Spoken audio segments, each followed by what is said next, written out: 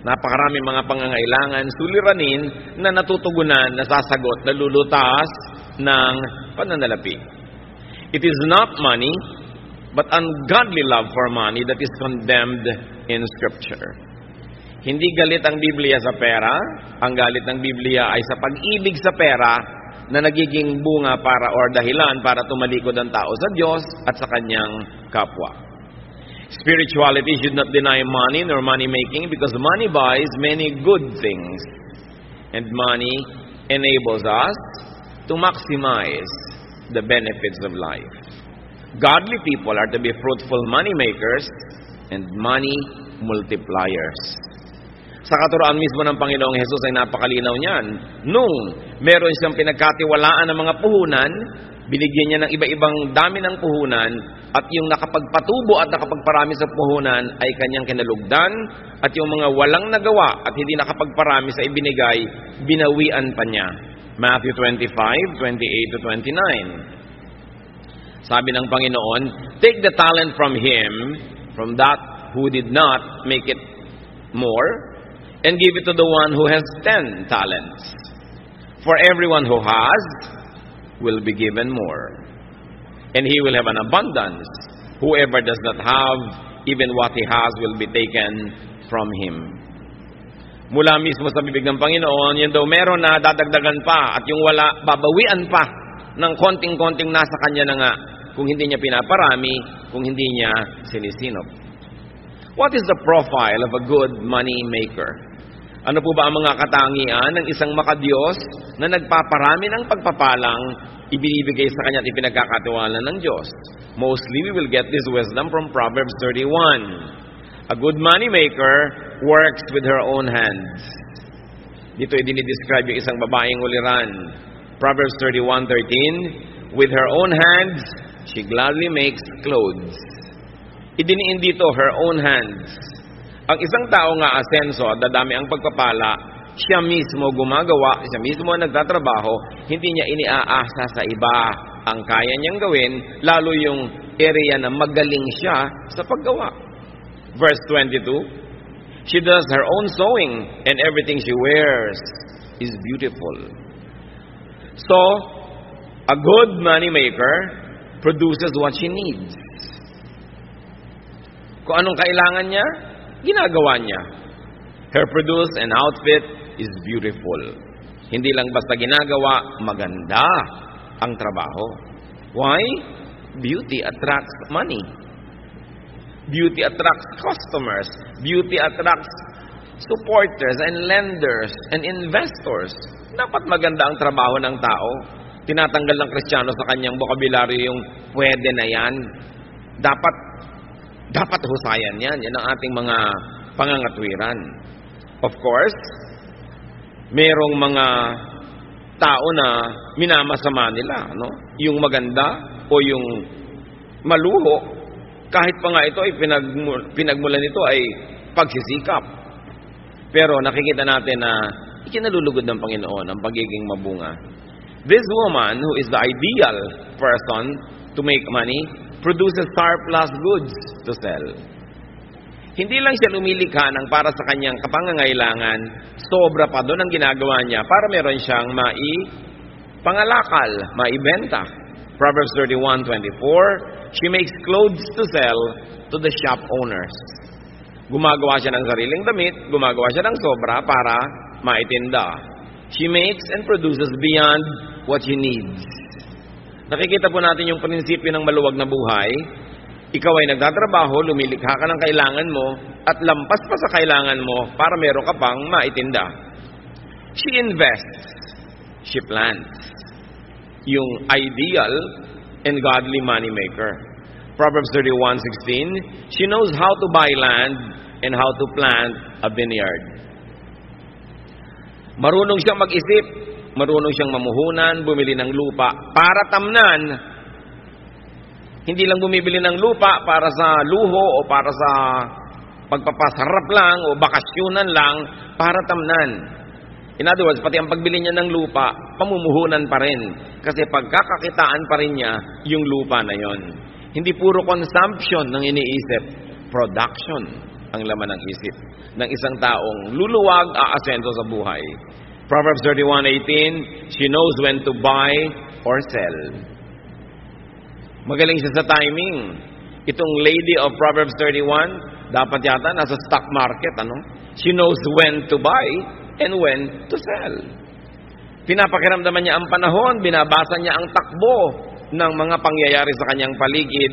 Alam niya kung anong dapat binibili sa ganitong oras at kung kailan naman ito ibebenta para siya ay may kita. A good money maker trades, nangangalakal, nagnenegosyo, and therefore brings home the goods.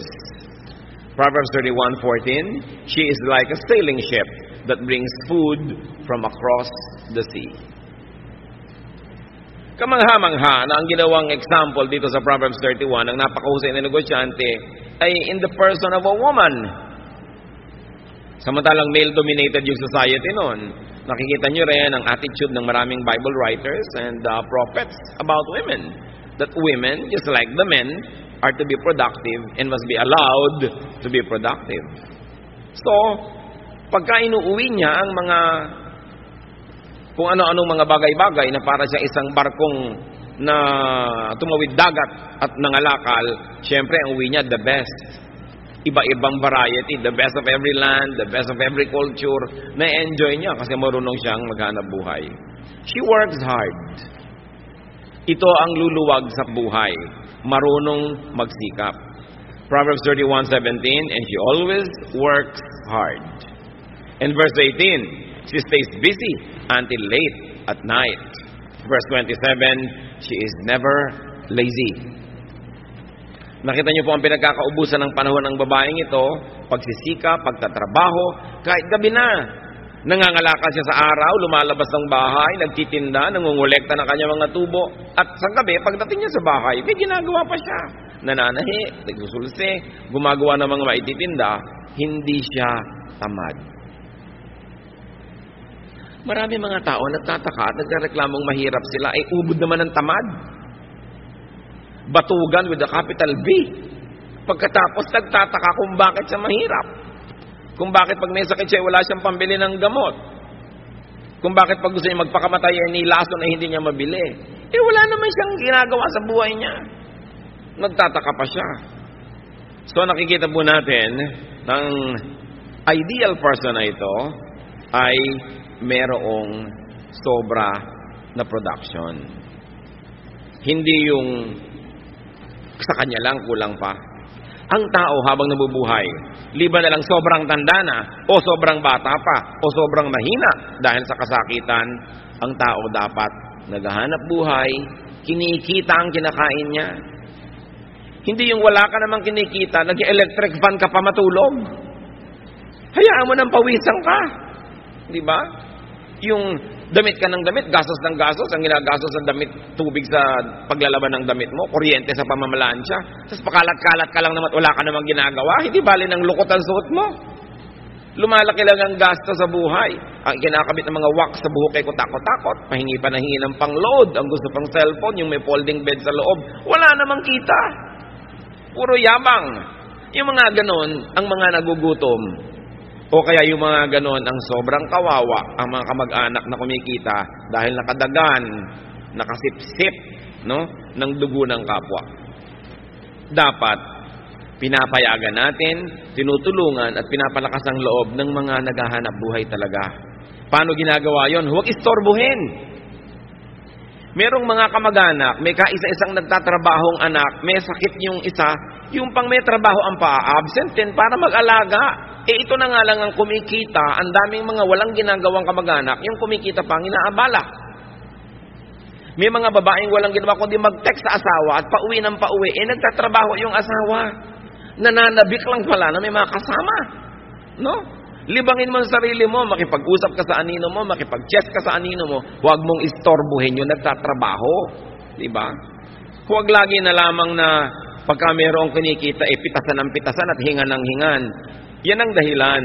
Kaya marami po sa ating mga kababayan na wala ng gana na magnegosyo, mag-agrikultura, magmumuhunan, maghanap buhay sa dami ng nangingikil, sa dami ng humihingi, tinatamad na tuloy yung iba magtrabaho. Subukan nyo sa mga malalayong kanayunan, magtayo kayo ng negosyo. Ang daming sumisingil ng buwis nyo. At hindi lang yung gobyerno, ha? Maraming gusto humingi.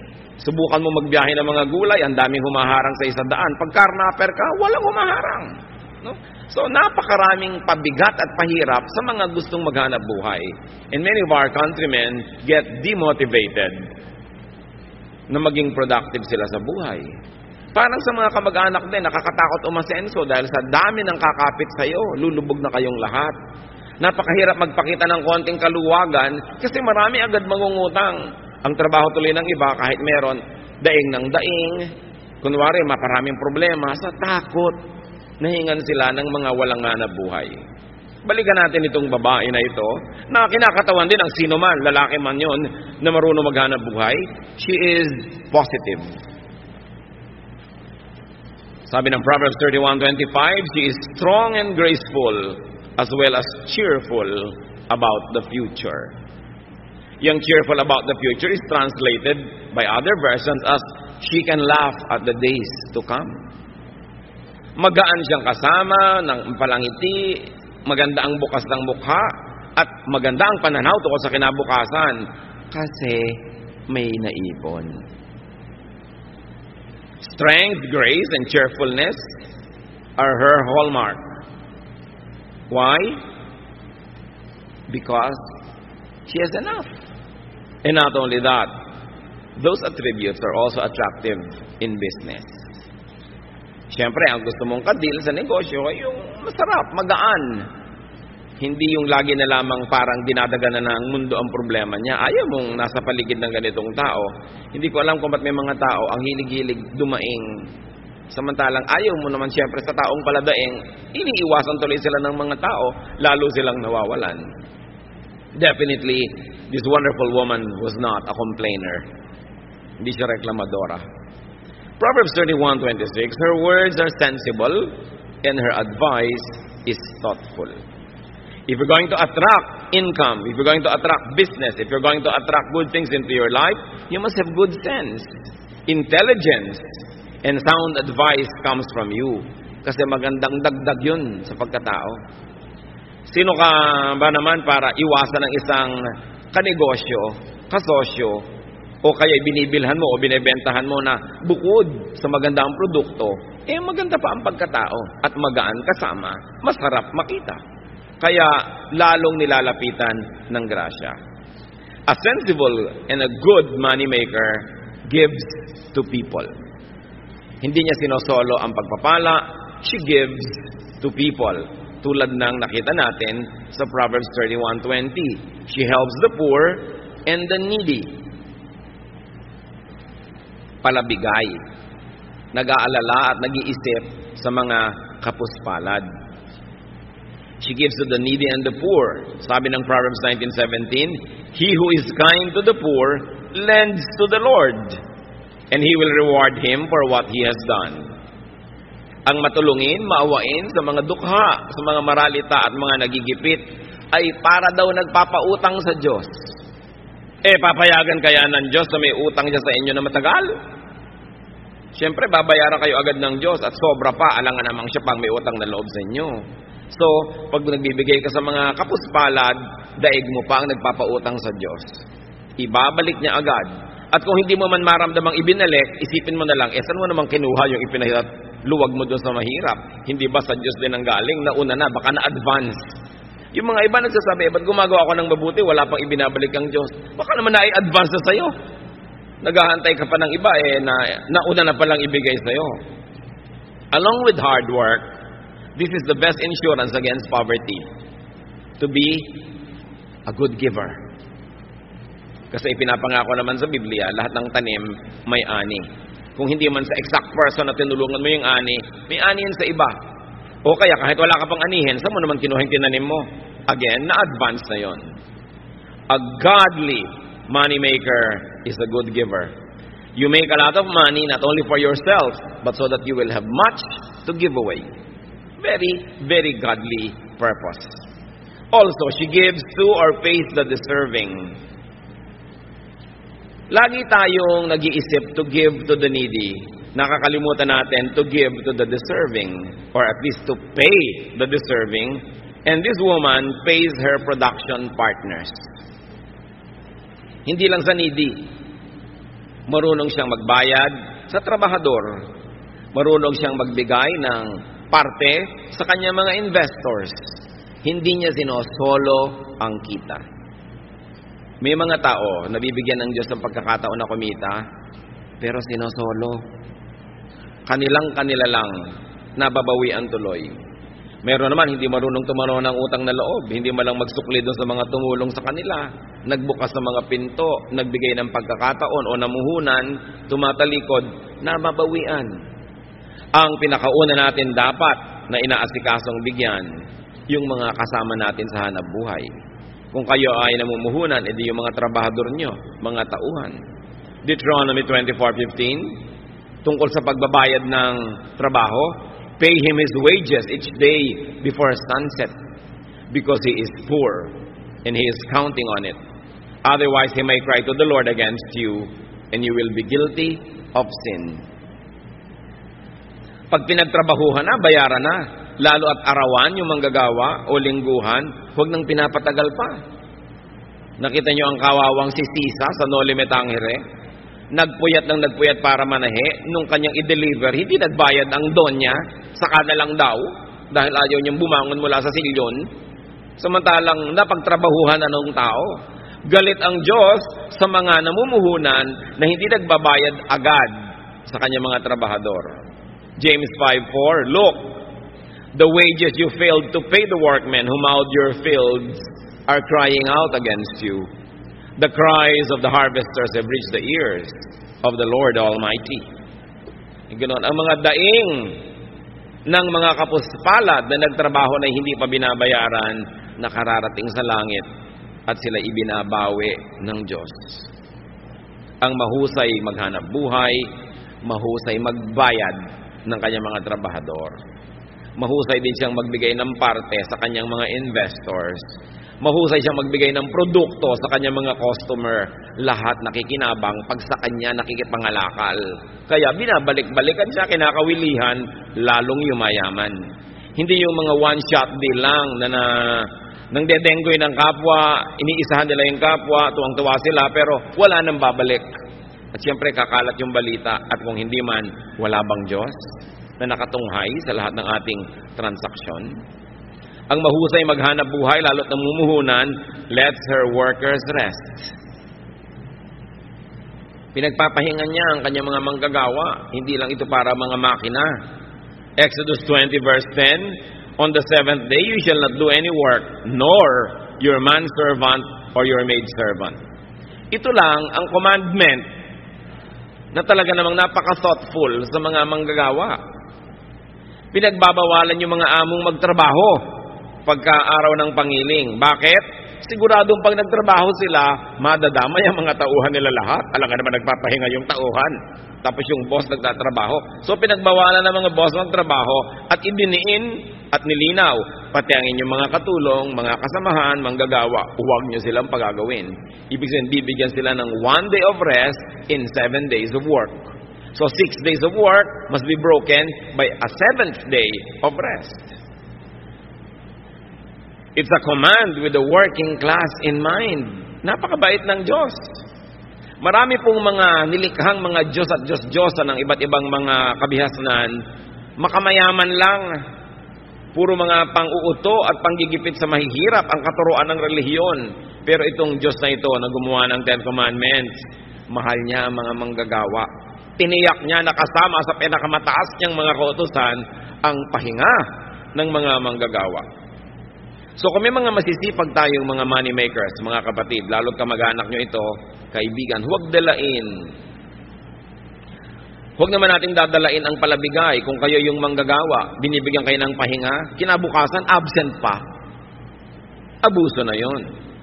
Huwag nating aabusuhin yung mapagbigay. Binigyan ka na, sabi nga ng matatanda, na ilubog ang kamao, ilulubog hanggang siko. Aabusuhin ang mapagbigay. Pagsasamantalahan naman ng mabait. Ang nangyayari tuloy, yung mga may mabubuting puso na dadala, tumitigas na rin ang puso. Yung mga iba na kapwa natin mahirap, nagrereklamo, yung daw mayayaman, mga mata pobre. Paano? Defensive na yung iba. Pag sobra silang bait at palangite, wala nang ginawa ang mga tao kundi bumali, o umutang, o humingi, o dumaing. Kaya tuloy kahit mabait, nagtitigas-tigasan ng loob sa takot na mapagsamantalahan ng kapwa. Kung tayo lang sana ay hindi mapangabuso, we will encourage each other to be more open, to be kinder, to be nicer. But people are sometimes obligated to be defensive. Gustong magpahiram sa'yo, pero ilang beses mo nang sinuba. So, paano magpapahiram pang muli? Hinihigpitan tuloy ang kanyang dati ay kaluwagan. A good money maker gives to God. Nagbibigay siya sa kapwa-tao, lalo sa mga kasama sa trabaho, at marunong siya magbigay sa Diyos. Malakay 3:10-12, I am the Lord, all-powerful, and I challenge you to put me to the test. Bring the entire 10% into the storehouse, so there will be food in my house. Then I will open the windows of heaven and flood you with blessing after blessing. I will also stop locusts from destroying your crops and keeping your vineyards from producing. Everyone of every nation will talk about how I have blessed you. Yan ang pangako ng Panginoon. Sabi niya, ako na makapangyarihan sa lahat. Subukan ninyo ako. Buong-buo ninyong dalhin at ipagkaloob ang inyong ikapu. At nang mayroong magasto sa aking tahanan, nang may resources. Sabi niya gano'n, tingnan ninyo.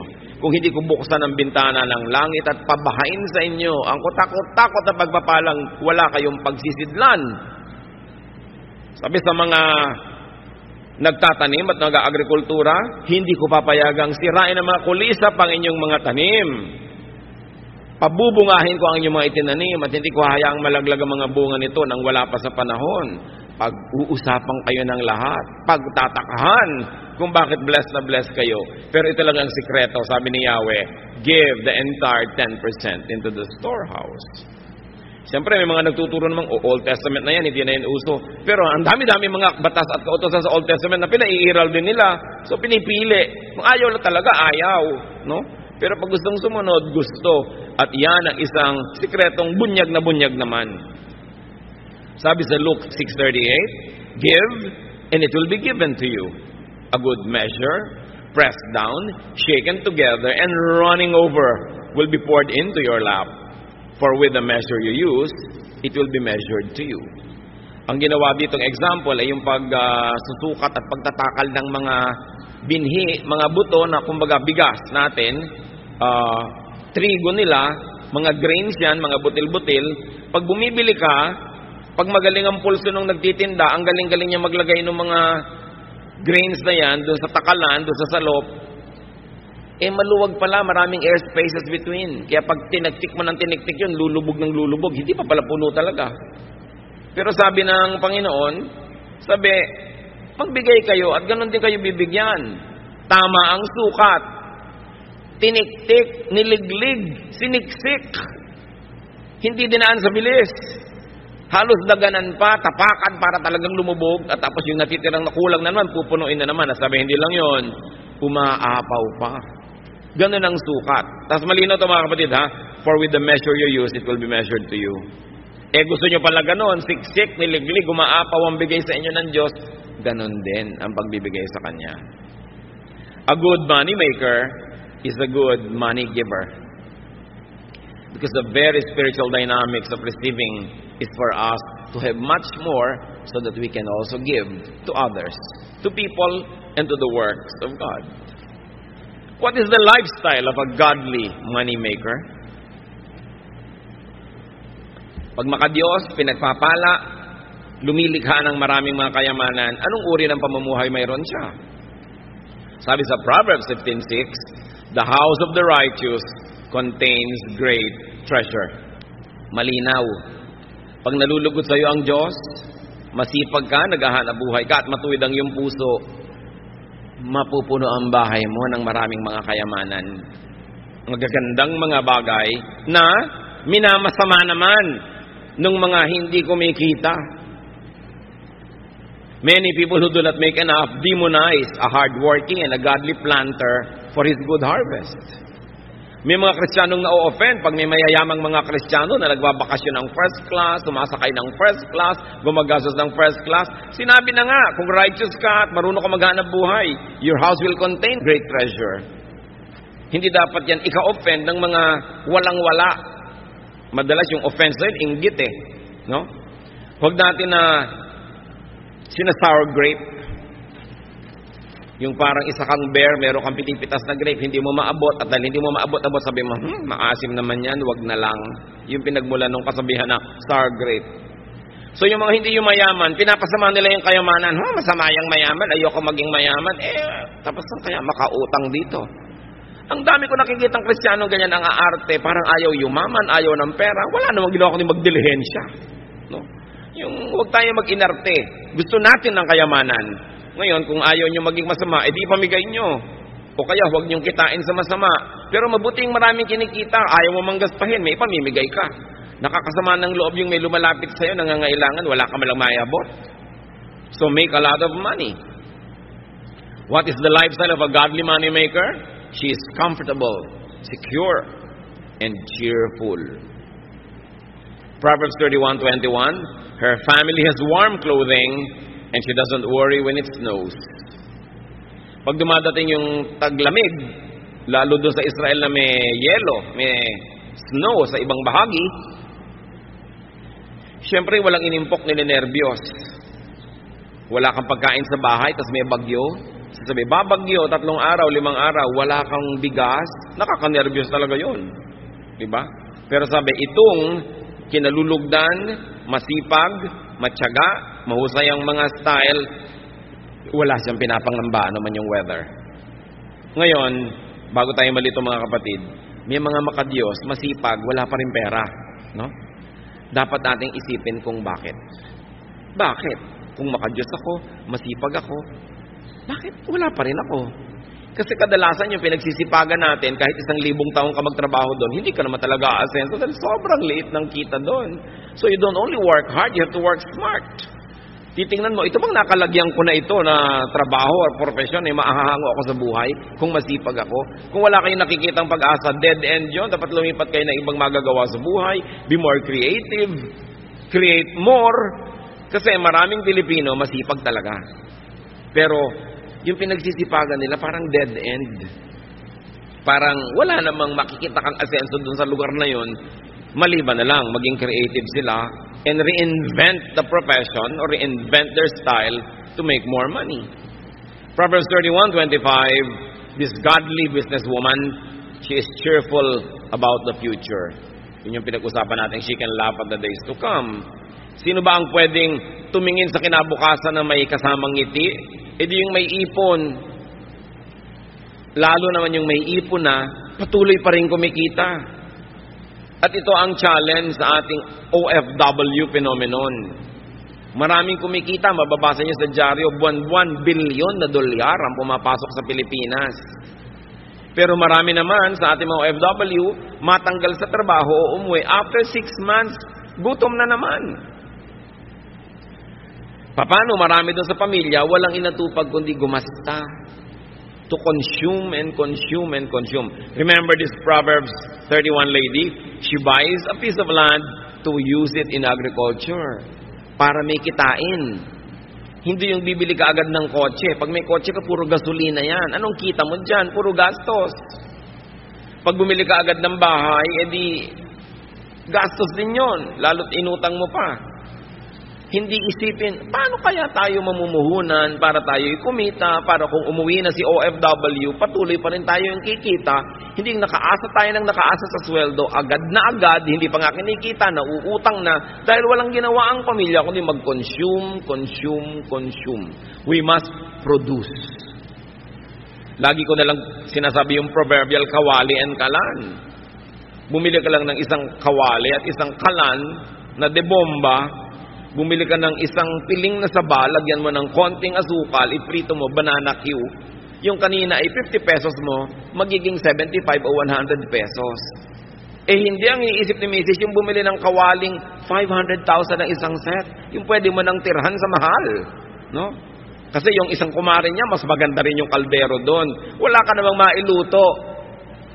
At napakarami ko nang nakitang ganyang kaldero na biglang nasa sanla pagkatapos. Dahil hindi naman masustain. Bibili ka ng ganun, sustainable ba? Kaya mo bang isustain na yan o hindi? Dapat ang iniisip nyo, ako may pera ako, ano kayang pagkakitaan? Taga Quezon ako, ang daming nyug dito. Sinusunog lang nila yung mga bao-bao, tapos itinatapon. Ba't hindi ko bilhin yung uling? Dalhin sa Lucena o sa Santa Cruz at ibagsak sa mga tindahan doon at maging uling queen ako dito. Or uling king. Ang dapat nyo laging iniisip mga kapatid, paano kaya tayo magkakapera? No? Hindi yung sino kaya mautangan dito. Balintad ang mga pinag-iisip ng ano kaya ang mabili? Hindi ano kaya ang ma-produce? Nakita nyo yung babae, nananahipan ng mga bagay-bagay sa kanyang bahay, gumagawa pa ng mga belt, mga buckles, itinitinda. Siya na nga yung mayaman. Maraming mga OFW, pag pupunta sila doon sa Middle East, may galing ng mga kung ano-anong goods galing dito, ititinda doon. Pag uwi dito, may tinda-tinda. Marurunong. Naiinis naman yung iba, mukhang pera yan. Lahat na lang business. Dapat. Pupunta kayo sa isang probinsya, magbabakasyon kayo doon, ba't hindi kayo mamakyaw ng kung ano-anong mga goods dito, ibenta nyo doon para yung pamasahin nyo man lang, mabawi nyo. Ang dami-dami po sa ating mga probinsya, mga kapatid, nabubulok na mga prutas, nalalaglag na mga santol, mga duhat, nalalaglag na mga dalandan. Kung ano-anong naglalaglagan, wala man lang kumukolekta, samantalang sa Maynila at sa iba pa mga cities, ang mahal-mahal. Hindi lang kasi nagtutugma yung production at saka yung consumption ng mga tao. It's about distribution. It's about attitude. Kailangan ng mga tao, palitan yung attitude. Kung nagsasawa ka na sa hirap, palitan mo ang paraan ng pag-iisip. Kasi kadalasan yung paraan ng pag-iisip at pamumuhay natin ang nagpapahirap sa atin. Kasi marami naman tayong kapwa mahirap at umasenso. Naiba ang pag-iisip nila. Nag-iba ang pamamaraan. Hindi magic yon. May formula yan. Nag-iisip ka lagi ng hanap buhay and you are willing to break your back to earn your days of pleasure. Challenge yan sa ating OFWs. Kumikita, nagkakaroon ng pagkakataon, dapat ang pamilya hindi puro gastos. Kung hindi man kayo makasave, mag-invest kayo kahit paano. Because a job contract abroad is not forever. Meron niyang wakas. Sabi na Ecclesiastes 11:6, sow your seed in the morning, and at evening let not your hands be idle. For you do not know which will succeed, whether this or that, or whether both will do equally well. Sabi niya, magtanim ka sa umaga, at sa pagdating ng gabi, pag uwi mo, humanap ka pa ng magagawang pagkakakitaan. Bakit? Hindi naman common nakapagtanim ka, tutubo yun at bubunga. Kung abutan ng bagyo, ng salot, ng peste, o nakaani ka ng marami, pero ang dami ding umani ng marami, bagsak tuloy ang presyo. Sabi, hindi ko man nagtanim ka na, aasahan mo na yon. Gumawa ka pa ng iba. So nakita niyo, pinag-uusapan dito, agriculture and commerce. Agriculture and trading or production. Ang dami nating kababayan, ang sisipag, mga magsasaka talaga. Pero ba't hindi naaahon sa hirap? Kasi yun lang sakang inaasahan. Pagkatanim, lasigan na ng lasigan hanggang anihan. Chismisan ng chismisan hanggang anihan. Kung may dumating na bagyo, nasalanta ang goods mo, edi nakatunganga ka. Yun po mga ipugaw.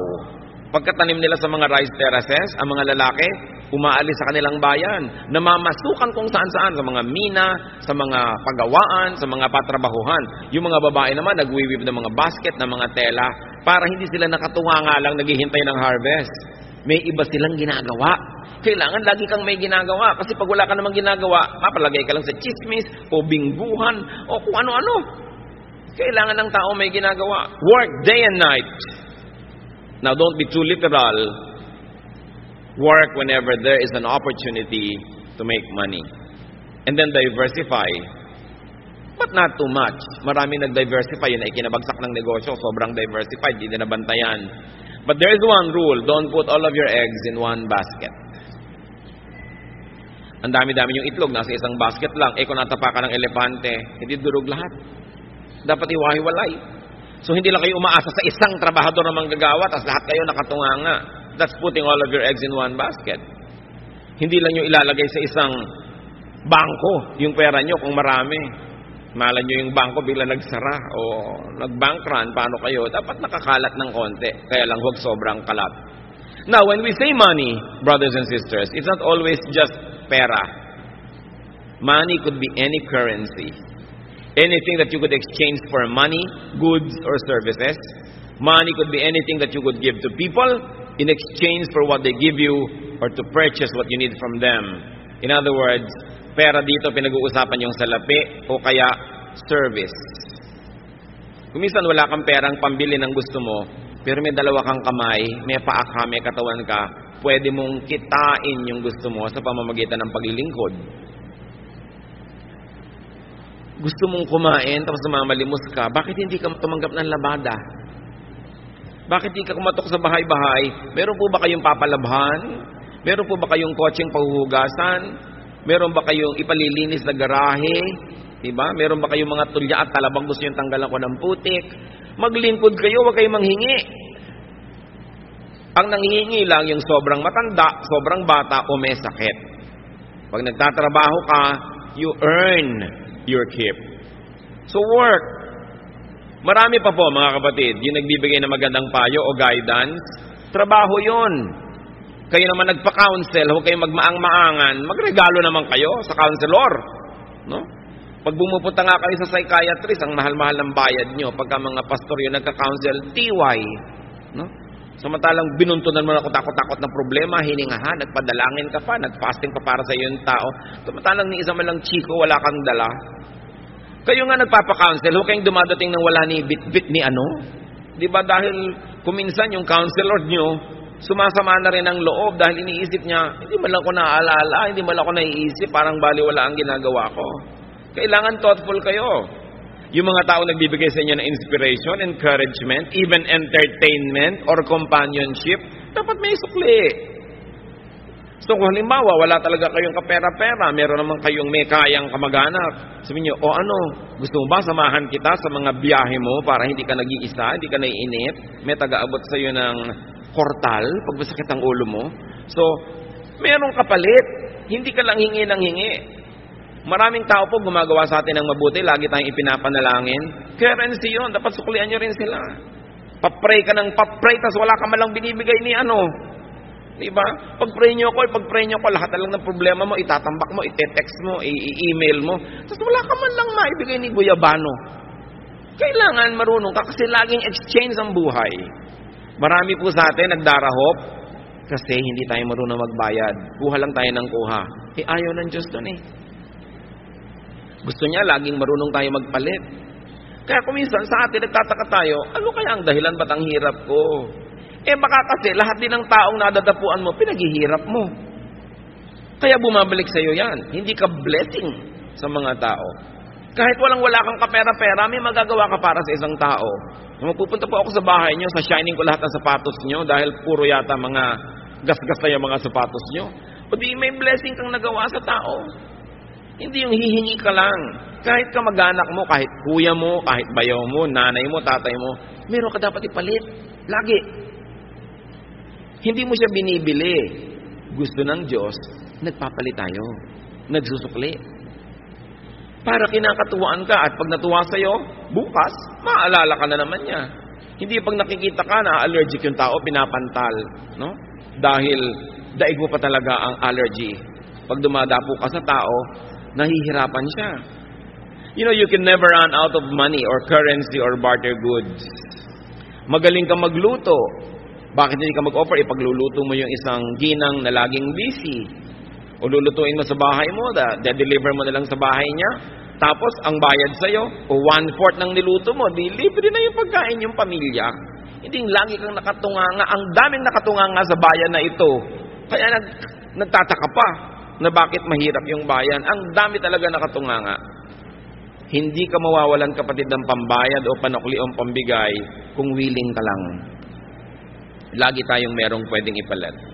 And remember, you could never be fruitless or useless, unemployed or idle if only you would decide to always make money. And that money is pera or services. Anything na pwede nating ipambayad para makuha natin yung gusto natin, it's considered money. Ngayon, nasa katanghalian tapat kayo na inyong buhay, malakas ang kita nyo, take advantage of your best season. Para mga artista, may panahon na sikat, hot na hot property talaga, kita dito, kita doon. Pag hindi nag-ipon, pag hindi nag-invest, kawawa naman pag lumalaos na. Dumadating yung tanghaling tapat ng buhay natin. Dumadating din yung alauna, alas 2, alas 3 ng hapon, alas 5, 5:45, marapit na mag-orasyon. No? Dumadating yan. Dapat handa ka dyan. Dahil hindi naman surprise. Dahil darating talaga yan. So earn the most, invest the most, save the most. Sabi sa Proverbs, look at the ant. Yun daw langgam. Marunong magtrabaho. Pag panahon ng tag-ani at tag-araw, kolekta ng lahat ng maiuwi.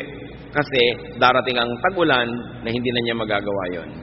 So always ask yourself, ano ba ang mapagkakakitaan dito? Dapat gawin natin yun na pananaw. Maglaro kayo ng sungka. Sa mga naglalaro pa ng sungka, hindi ba lagi dapat may subi? O ayan, magsusubi ka, tsyuk, naglagay ka sa bahay mo. Hindi yung pwedeng ikot ka lang ng ikot, wala ka inilalagay dun sa bahay. O, subi, ganun. Para meron kang naitatabi. Alam nyo, sabi na isang may doktorado sa anthropology, yung sungka daw, ang sinaunang computer ng mga Pilipino. Talagang taga-compute. May nagsasabi pa na yung abacus daw ng China, apo lang ng sungkahan. At meron pang nagpapatotoo na only in the recent past, maraming mga tindera sa probinsya gumagamit ng sungka pang compute ng mga sukle at bayad. Ang mga sinaunang Pilipino po ay mga negosyante. Hindi sila katulad ng mga sinasabi ng ibang ngayon na mga tamad daw. Mga negosyante, mga importer and exporter. At very good ang credit standing. Alam natin yung napakarami mga sasakyang dagat galing China at galing sa ibang bansa na dumarating dito para makipangalakal sa ating mga ninuno. At ang ating counting system, very elaborate, ha? Sa bawat isang zero, meron tayo dinadagdag na salitang po, 10, 20, 30, di ba? Dagdagan nyo pa ng isang zero, daan. 100, 200, 300. Isa pang zero, 1,000. Dagdagan nyo pa ng isa pang zero, 10,000 na yon, laksa. May salita tayo dyan, laksa. Ang Greek culture, ang Hebrew culture, ang maraming cultures hanggang 10,000 lang ang bilang. Pero sa Tagalog, meron tayong 100,000, yuta. Meron tayong 1,000,000, angaw. At meron tayong 10 million, kati. Meron tayong 100 million, bahala. At meron pang 1 billion, gatos. Ang daming magbilang ng mga Pilipino noong araw. Diba? Talagang mahusay magbilang. At sinasabi nila, yung unang pera sa China, kauna-unahan, yung sigay, yung pangsukwa natin na shell, dito mga galing lahat. Na napakalaki daw na mga kalakalyang sigay na yan na ine-export natin to China, kaya marunong magbilang yung mga Pilipino, kaya may sungkahan. No? Talagang mahusay, mag-count. Nawala yon because of colonialism. Nung inangkin ng mga Kastila, ang mga lupain, pinagtatrabaho lang yung mga tao bilang mga kasama. Nagtatrabaho ka, hirap na hirap ka, sa iyo yung trabaho, doon sa may lupa na kumamkam yung ani. Kaya daang-daang taon na wala nang gana ang tao magtrabaho. Kasi kahit anong sipag ang gawin mo, mahirap pa na ang ending mo. So ba't ka na lang daw magpapakahirap? Pero dapat na natin baguhin yung pananaw na yon. Nakasama sa ating kabihasnan yung pagbibigay ng kalakal sa iba't ibang tao. Ikaw na lang yung taga-bili, taga-utang at taga-hulog. Kailangan marunong mga lakal. And as you grow old, continue being precious and useful and functional. Your goal, believer of God, is that you should be a lender, not a borrower. Magandang mga pangarap yan at magandang plano sa buhay. Planuhin yung tagapagpahiram, tagabigay, hindi mangungutang. Ano ang pangako ng Diyos sa bayang sumusunod sa Kanya? Deuteronomy 15:6. For the Lord your God will bless you as He has promised, and you will lend to many nations but will borrow from none. Isa dapat yung katangian ng makadiyos na masipag na pinagpapala, nagpapahiram pero hindi nang hihiram. Nagbibigay, hindi nang hihingi. Yan ang magandang goal. Hindi yung paggising sa umaga ang hinahanap sinong madidilihensyahan. Mga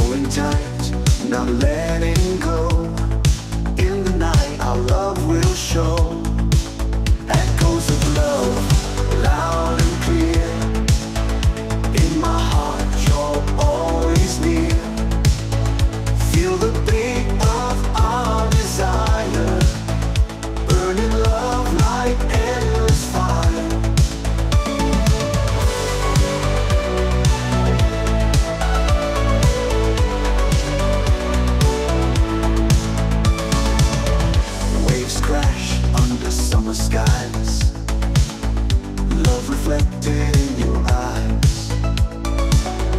Holding hands, we chase the stars, dreaming big no matter far. Oh, our hearts, they beat as one, in this night till dreams are done. Lost in love, our spirits soar, keep me close forevermore. Echoes of love, loud and clear, in my heart you're always near. Feel the beat of our desire, burning love like endless fire.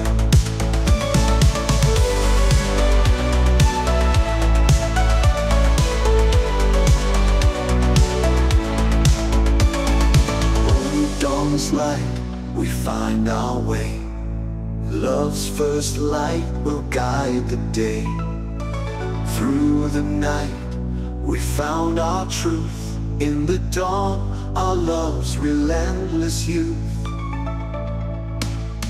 Echoes of love, loud and clear, in my heart